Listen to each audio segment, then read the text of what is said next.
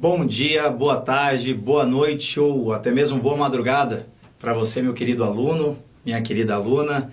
Eu sou o professor Weber Van Castro. Estamos aqui para mais um dia de aula, né? Como sempre, um dia atrativo para você que está estudando para concurso, para OAB, para provas da faculdade mesmo, que precisa de um tempo. Estamos aqui para isso, para ajudar vocês em toda essa caminhada, no meu caso, jurídica. Tá certo, pessoal? Hoje nós vamos falar sobre o crime, continua crime contra a vida, crime de homicídio, porém hoje nós vamos entrar no homicídio culposo. Tá certo? Crime de homicídio culposo é o que nós vamos trabalhar hoje.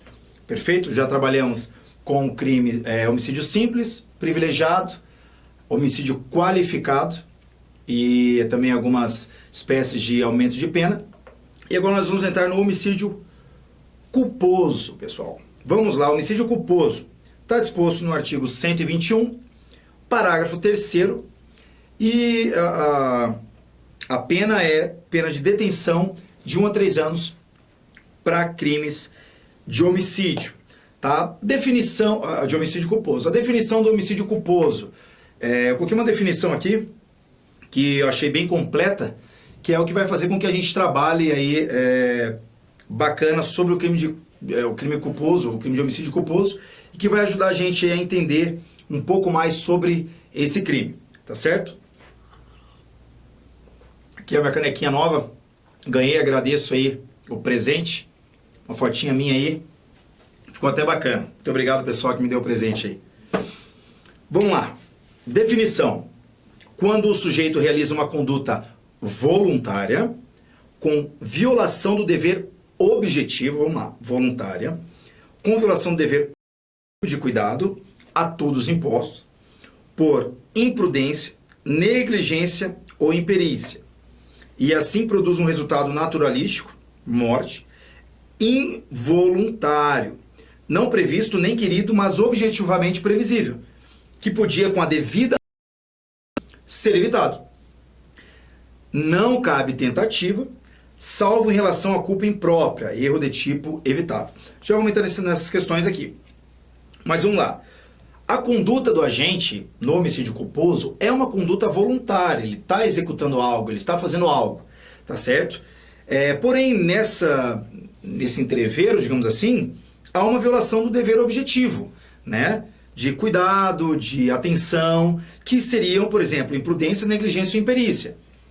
E nesse caso, devido a essa conduta voluntária, ele produz um resultado morte involuntário, ou seja, ele tem uma atitude voluntária que, de certa forma, ele não teve os determinados cuidados, porém o interesse dele de forma alguma era matar alguém, ele jamais queria isso como fim do problema, como fim da situação em si. Ele não queria ter isso como problema, ele não queria matar ninguém, só que uma atitude voluntária gerou uma consequência involuntária, né? Um resultado involuntário nesse caso, o qual ele não previu, né? Mas era previsível, digamos assim. Por que era imprevisível, professor? Porque vocês já vão entender dentro da negligência, imprudência, imperícia. Tá certo? Não cabe tentativa para crimes culposos, mas tem a discussão doutrinária sobre a relação de culpa imprópria, né? Que seria o erro de tipo evitável. Aquele erro que eu acho que, por exemplo, eu estou na minha casa, tem um terreno grande, e eu vejo um barulho e eu acho que é um assaltante. Eu vejo de longe, gente, é um assaltante, eu pego minha arma, que está legalizada, tudo certinho, vou lá e começo a disparar e mato a pessoa. Na minha cabeça, eu estou agindo em legítima defesa, digamos assim, para uma injusta agressão, que é um bandido que está vindo aqui. Eu estou me precavendo, eu já estou cuidando para que não venha. Só que quando eu vejo lá, não era o vizinho. Entende? Não era um bandido, não era ninguém, era o vizinho que foi lá pegar a bola que caiu no meu terreno à noite. Por exemplo, estavam jogando bola à noite e foram lá pegar. Sabe? Então aí é onde entra que nesses casos há uma discussão ainda que sim, que caberia tentativa para esse tipo de crime, salvo em relação à culpa imprópria e erro de tipo evitável. Porém, via de regra, senhores, homicídio culposo não cabe tentativa. Perfeito? Homicídio culposo ainda. Agora nós vamos falar o que seria a imprudência negligência e imperícia. Isso aqui, por muito tempo, é uma dor de cabeça para muitos alunos aí no decorrer da faculdade, né? Ter essa diferença. Mas agora, se você ainda tem, não se sinta, como diz na minha terra, avexado com isso, tá certo? Que nós vamos explicar e nós estamos justamente aqui para isso, tá ok? Imprudência. A imprudência nada mais é do que a prática de um ato perigoso. Um exemplo. Professor, aluno gosta de exemplo. Vamos lá. Manusear arma de fogo carregada em local com grande concentração de pessoas. O problema não é eu estar armado. O crime não é esse. Tô com porte, tô com tudo certinho com relação à legalidade de eu estar armado. Porém, eu começo a municiar, a girar, fazer igual o Robocop, que fica girando a arma ali, para poder fazer no meio de um estádio de futebol, por exemplo. Ou seja, a probabilidade disso dar ruim é enorme, é enorme. Você não quer matar ninguém, você sequer pensa nisso.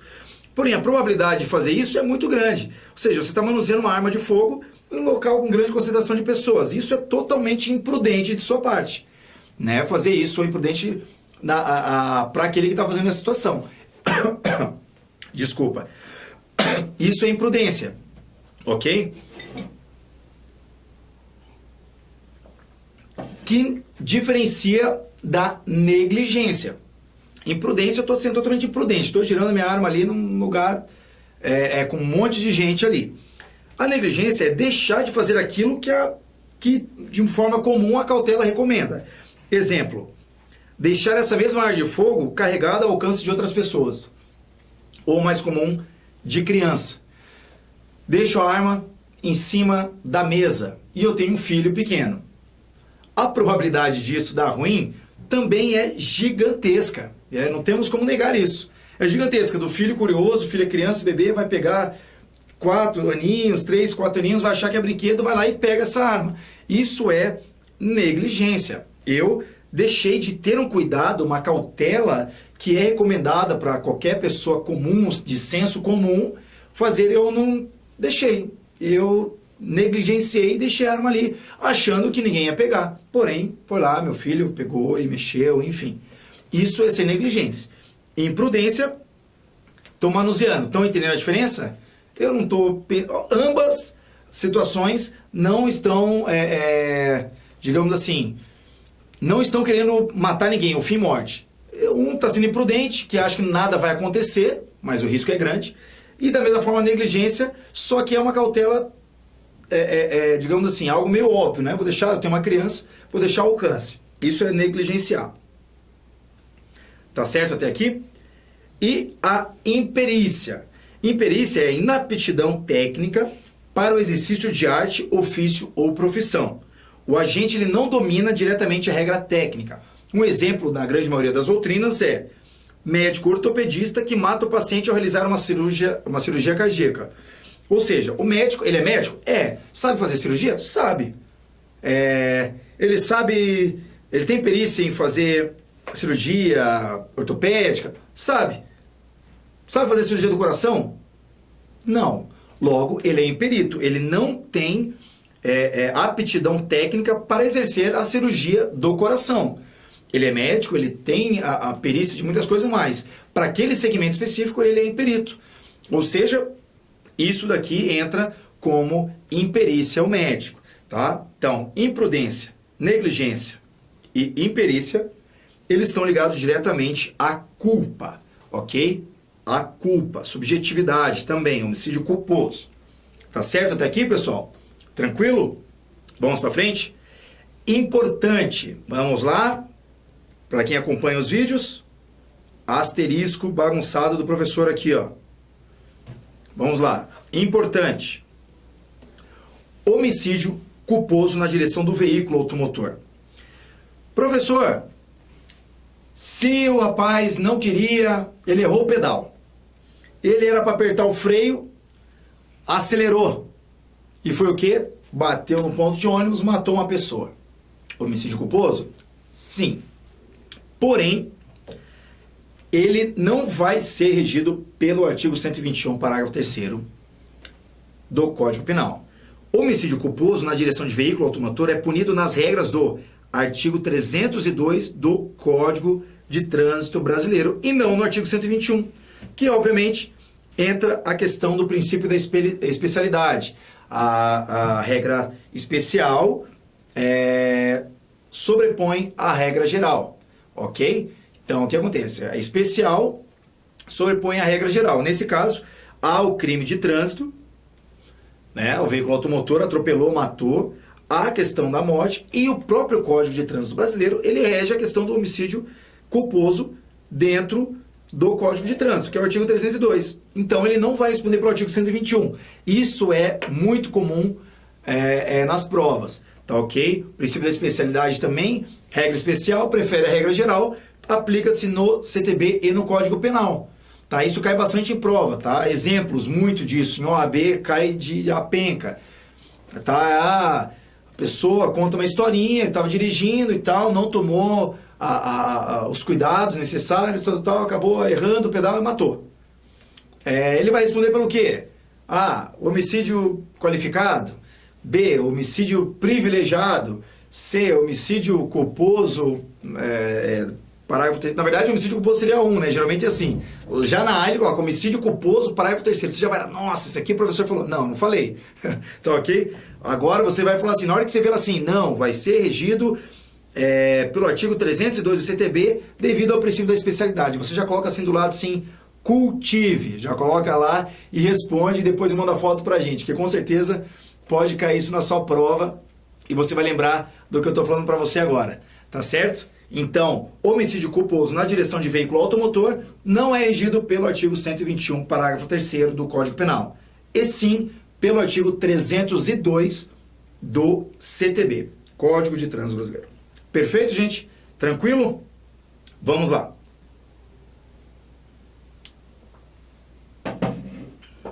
Causas especiais, aumento de pena do homicídio culposo, que está no parágrafo 4, primeira parte. Tá, isso aqui seria uma majorante do crime de homicídio culposo, uma majorante dentro do homicídio culposo. O que diz o parágrafo 4º? No homicídio culposo, a pena é aumentada de 1/3 se o crime resultar em inobservância de regra técnica de profissão, arte ou ofício, ou se o agente deixa de prestar imediato socorro à vítima, não procura diminuir as consequências do seu ato ou foge para evitar a prisão em flagrante, certo? São o rol que incide no parágrafo 4º para uma majorante. Inobservância da regra técnica da profissão arte ofício, a gente deixa de prestar imediato socorro à vítima, não procura diminuir as consequências do seu ato ou foge para evitar a prisão em flagrante. Vamos pegar agora esse parágrafo e vamos destrinchar um pouco ele. Inobservância de regra técnica de profissão, arte ou ofício. Aqui, o agente ele tem a perícia técnica. Professor, mas isso é muito parecido com imperícia, né? Que o senhor falou que... o senhor não, né? O professor.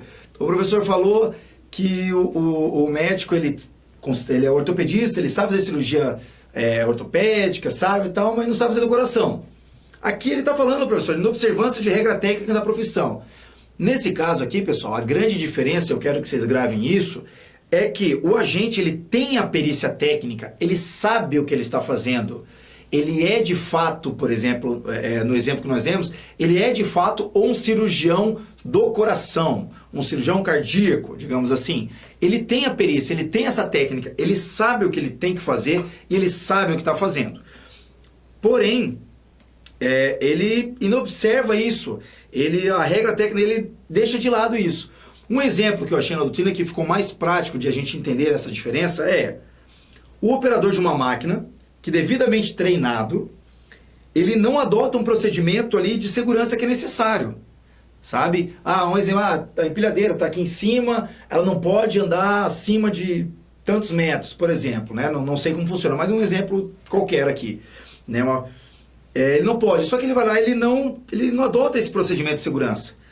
Logo, sem intenção, lembre-se, mesmo que seja motivo de aumento de pena, ele nunca tem a intenção de nada, ele não quer matar ninguém. Por quê? Porque nós estamos falando de homicídio culposo, sem a intenção.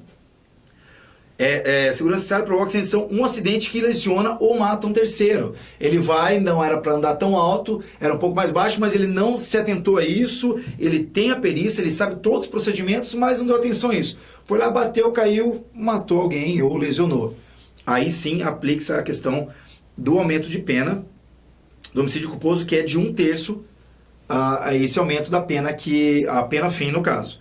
Tá certo? Então, a inobservância de regra técnica de profissão arte ofício. Da mesma forma do cirurgião, que ele é cirurgião do coração, ele sabe o que ele está fazendo, mas ele também não se atenta a alguma regra prática ou não adota os procedimentos necessários de segurança para aquela cirurgia. Perfeito, pessoal? Entenderam? Diferentemente de imperícia. Ok? Ainda dentro daquela causa especial do parágrafo 4º, a gente deixa de prestar imediato socorro à vítima. Tá? Então, causou acidente, ele demorou para sair do carro, ou por alguma penalidade, ele demorou, não prestou socorro, ficou com medo de tocar, não fez nada, opa, aí pode se aplicar. Mas temos uma observação, tá? Se a vítima for socorrida imediatamente por terceiros, não se aplicará o aumento da pena. Ou seja, eu desci, enquanto eu bati, a pessoa estava ao exemplo do ônibus. Bateu, atropelei, tinha mais pessoas no ponto que saíram. Eu até saí do carro, estava meio tonto, meio zonzo ali, saí, levantei, fiquei olhando, já tinha um monte de gente, já tinha, por sinal, ali tinha um bombeiro que ia pegar o ônibus e acabou dando todo atendimento para ali. Não aplica essa majorante de prestar imediato socorro. Por quê? Porque já tem alguém prestando imediato socorro. Entendeu? Então não aplica isso para mim. Seria se não tivesse e eu demorasse a fazer alguma coisa pela situação. Aí se aplicaria. Tá? E se a morte for instantânea, aplica-se a majorante. Por que eu estou querendo falar isso? Por quê? Porque há uma exceção. Se eu bati e a pessoa morreu na hora, até então eu não tenho como saber se ela morreu na hora. Logo, eu tenho que tomar os procedimentos e prestar imediato socorro à pessoa, porque não está nada evidente de que ela morreu ali na hora. Não há algo que me comprove nada. Então, assim, se não me comprova nada, eu vou lá e já dou atenção especial. Eu já vou direto ali e já presto todo o socorro que eu tenho para não incidir nessa majorante. Porém, por que eu falei exceção? Porque se a morte instantânea é evidente, também não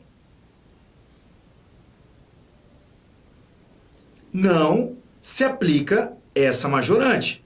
Conseguiram compreender, pessoal? Então, o que acontece? Bati, atropelei, matei. Até então, eu não sei se matei ou não. Correto? Eu não sei.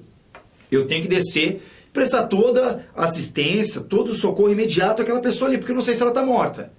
Agora, se a morte instantânea for evidente, professor, aluno gosta de exemplo. Um professor, um grande juiz também, que foi meu professor, Dr. Murilo Moreno, grande abraço até por sinal, Dr. Murilo, ele falava isso, professor, aluno gosta de exemplo, né? Então é o exemplo que a gente dá. Qual que seria o exemplo de uma morte instantânea e evidente? O cara, eu em vez de bater, atropelar, enfim, passei em cima da cabeça. Né? Não vou entrar nos detalhes, mas o carro passou em cima da cabeça, deu para ver todo o resultado ali. Aquilo ali é uma morte evidente, não tem como aquela pessoa estar viva. Correto? Porque é uma morte instantânea evidente. Nesse caso, sendo evidente, não se aplica o aumento da pena. Tá ok? Porque ali se mostrou algo muito óbvio de que a pessoa está morta.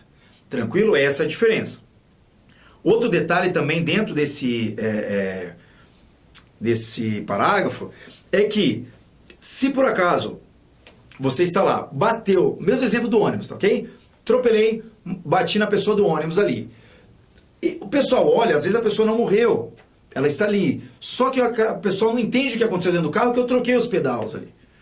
Eu troquei ali o pedal da direita para a esquerda, apertei em vez de acertar o acelerador, o freio, eu apertei o acelerador. Tá ok? Deu ruim ali. Eu troquei tudo ali. Falei, meu Deus do céu, e agora? Vou descer do carro, eu já vejo aquela multidão chegando. e querendo me linchar. Como que eu vou fazer para prestar o socorro a essa pessoa? Como que eu vou conseguir descer do meu carro, sendo que tem um monte de gente que não entenderam ainda e querem me linchar? Nesse caso também, a ameaça de linchamento não se aplica a majorante. Não se aplica a majorante. Tá certo? Só se aplica se a morte for instantânea. Aplica-se a majorante se eu não prestar imediato socorro à vítima. Tá ok? Se ninguém, nenhum terceiro ajudou, se eu não tenho ameaça de linchamento, se a morte instantânea não é evidente, eu tenho que fazer alguma coisa. Se eu não fizer, aplica-se, a gente deixa de prestar imediato socorro à vítima. Aplica-se a majorante. Certo? As outras causas são: não procura diminuir as consequências do seu ato, tá nem aí, não faz nada com nada, não resolve situação nenhuma ali, fica por ali mesmo, não tem perigo de nada, desce, não faz, não procura diminuir, ajudar a família, alguma coisa do tipo. Ou foge para evitar a prisão em flagrante, mesmo sendo culposo, entra também essa majorante do crime de homicídio culposo. Tá? Se eu fugir para evitar o flagrante, para dar aquela fugida, para não ser pego ali na hora, aplica-se também a majorante do parágrafo 4º. Tranquilo até aqui, pessoal? Então nós destrinchamos um pouco essa questão do parágrafo. Na observância da regra técnica, a gente deixa de prestar serviço, não procura diminuir as consequências e foge para evitar a prisão em flagrante. Certinho? Continuando.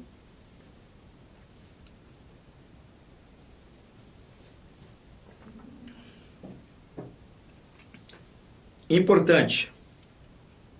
Mais uma do professor. Importante.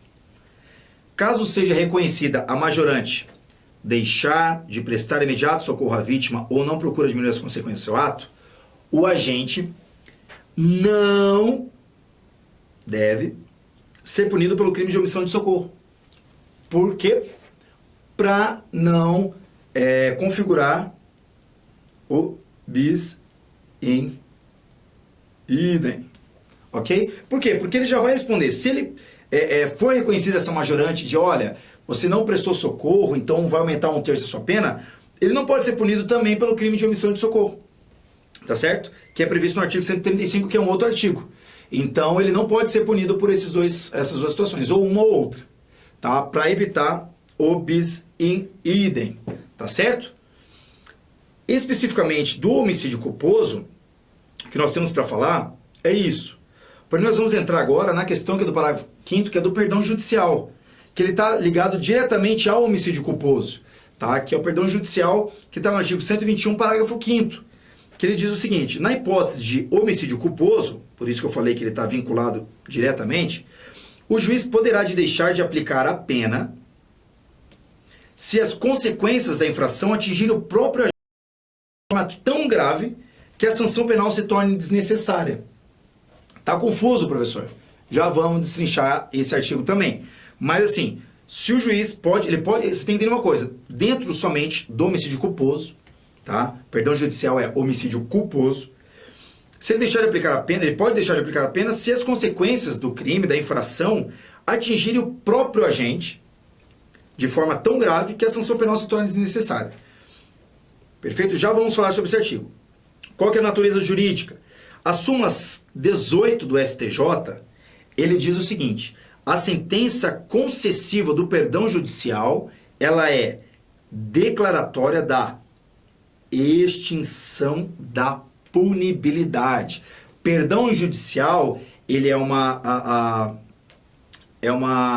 ação declaratória da extinção da punibilidade, não substituindo qualquer efeito condenatório. Ele não substitui os efeitos da condenação, mas ele extingue a sua punibilidade, ele extingue o poder de punir ali. Entendeu? Ele vai ser condenado? Sim, ele não vai substituir o efeito condenatório. Só que a consequência do que ele fez foi tão grande, não foi porque ele quis, mas foi tão grave para ele, e você já vai entender por quê, que a natureza dela simplesmente vai extinguir a punibilidade, como se ele já tivesse cumprido a pena. Resumindo, é isso. Ele foi condenado? Foi, porém, como se ele já tivesse cumprido